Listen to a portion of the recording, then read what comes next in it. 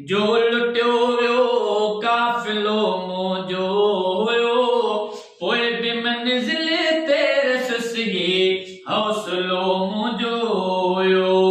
नालो सचल ऐं भिटाई या इनायत शाह जो, सिंध जे इतिहास में सिलसिलो मुंहिंजो हुयो, पोइ बि मंज़िल ते रससि हौसलो मुंहिंजो हुयो।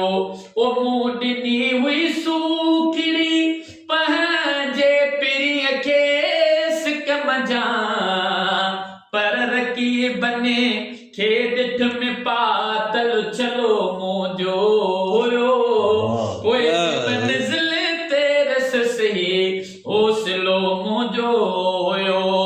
पोइ हिदकी वक़्त जो हर साह ते जंहिं लत रखी,